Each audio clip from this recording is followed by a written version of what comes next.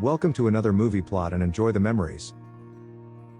We open on the planet of Procyon 3 at a warehouse owned by the company. An executive's son named Peter is capturing a stop-motion insect when space pirates raid the place and begin blasting workers in the face.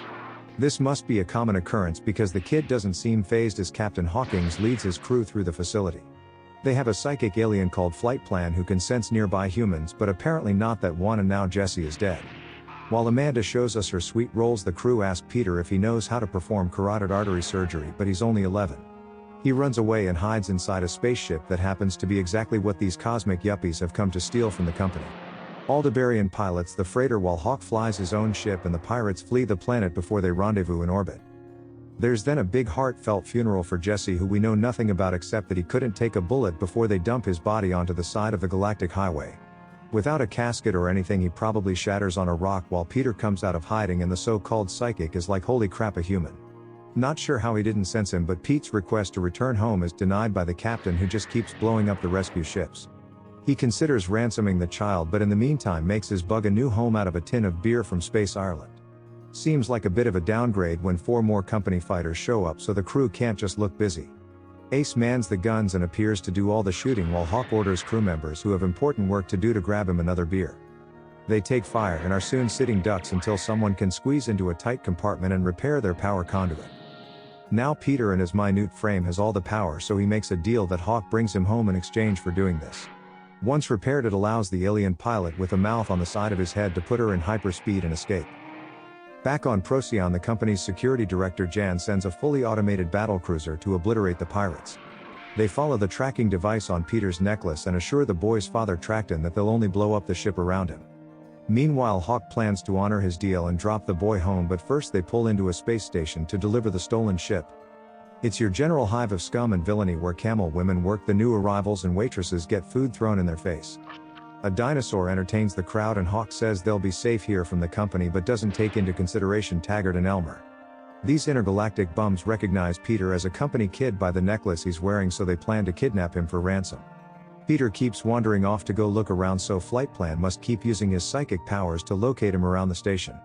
The alien Zariatin is angry to find a company child wandering around his station because these little people are usually followed by the company themselves.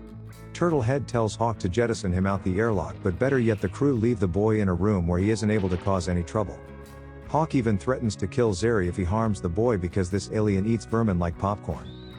When the crew go to a bar, the homeless hunters see this as their chance to grab Peter while he's enjoying the daily holograms. However, this kid MacGyvers himself a keycard to escape the room and goes wandering around, narrowly avoiding Elmer and Fudd. They chase him through the vermin-infested underbelly of the station, but Peter manages to lose them down a maintenance shaft. He makes it to a grate outside of the bar, however a brawl ensues because a waitress doesn't like mashed potato thrown in her face. The crew aren't able to hear Peter's cries for help, and the space bums manage to kidnap Peter while the whole station's distracted. The fight scene features such hits as Mustard to the Shirt and a man who impressively builds a card tower amongst all the chaos. Meanwhile, Hawk has a meeting with Zariatin, who demands the pirates steal 4 company fuel ships from the nearby planet of Regulus 5. He says the boy must remain at the station, but Hawk refuses because these people will probably just eat him the moment we leave. However, he agrees to steal the vehicles because he owes this guy a lot of money and Amanda needs a ship to sail home. Hawk says that when the job's done she can take one and return to Earth under the condition that she also drops Peter at home. They return to his cabin only to find the boy missing, so the crew confront Zariatin, assuming he's made him into a meal. Obviously the space lizard has no idea what they're talking about when suddenly they're alerted to an unauthorized departure. Assuming it's the kidnappers, Hawk gives chase but doesn't reach them in time before they encounter the company warship. Space Dad is told this monstrosity won't fire at his son, but unfortunately a bum lets loose some warning shots and self-defense is fair game. The ship begins firing back, so Peter jumps in an escape pod and ejects just before the bounty hunting hobos are blown to pieces. Hawk arrives in his busty spaceship to save the day, but he isn't able to hear Peter shouting for help because that would be silly. Instead, we use a psychic alien with lip ears as a human metal detector to locate the boy in space and scoop him up. He's still carrying around a beer can containing the insect, so Ace gives him a fresh one and sits the boy on the guns. The pirates teach him how to blow up asteroids on their way to Regulus 5 and touch down on the harsh surface with a crappy color grade. Peter lets the insect go to probably decimate the local fauna, then goes with the crew while Hawk remains with the ship. The boy says his goodbyes to the captain, who bestows upon him one of his many rings that he probably just picked up at some gift shop. The pirates enter the company facility, but the mission becomes much harder than they thought because this place has security droids. Flightplan can only sense humans, so these robots round the corners without any warning from lip ears. Not that it did Jesse any good. The crew gets separated and Ace gets shot, but it's only a fake out and we don't have to shoot another friend into space. In the distant future, electronics aren't waterproof, so Amanda drowns a squad of advanced androids under a leaky faucet.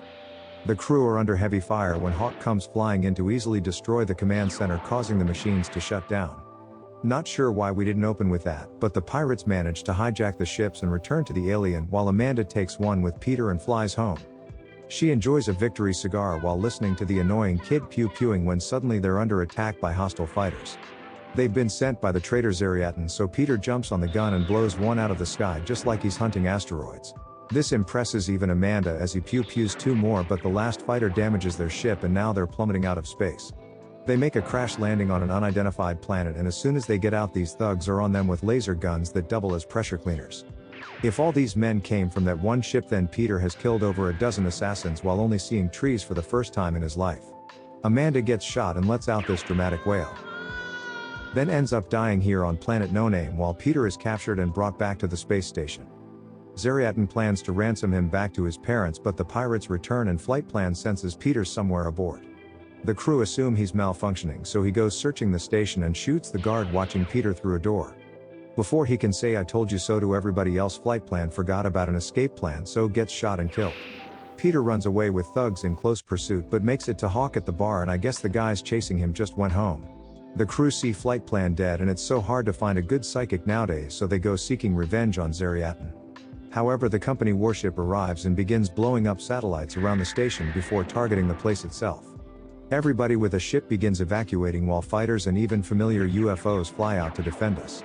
While the battle rages on outside, Aldebarian gets killed by a guard and Hawk shoots some random guy who got cream-pied earlier in the movie. The last remaining crew member, Ace, gets killed by Zariatin himself, who can't understand why these people are all willing to die for the boy. Adding to the confusion, Hawk walks up and doesn't even try to defend himself, just gets blasted by Zari. But manages to shoot the alien in return, who dies saying that he just wanted the ransom. Hawk's entire crew gave their lives preventing that payday, though I'm not sure why, as Peter would probably already be home. As the dying captain struggles to fly them out of there, the warship destroys all of the defenses and takes aim. But Hawk and Peter manage to get away just before the station explodes, but they might not make it to Procyon 3. The captain is unable to even hold a cigar in his lips, so he tells Peter to shoot at the enemy because this thing has one massive flaw. It lowers its shield to fire its own laser, giving the quicker draw a moment to easily blow the entire battleship up. Would have been nice if Hawk told the other pilots about that trick, but he's died in his seat, so the victory is short-lived. Peter still has to make it home, so he pulls out the suction gun of life and plunges Captain Hawking's little heart until it's beating again. The pair give us this awkward little moment together, then Hawk upholds his end of their original deal by delivering the child to Procyon 3. Peter tearfully departs, and the last line of the movie is Hawk telling the child to keep his grubby hands off the control panel. He doesn't trust that Hawk won't just keel over the moment he gets into space, and watches as he flies off to hopefully find a doctor. And the movie ends.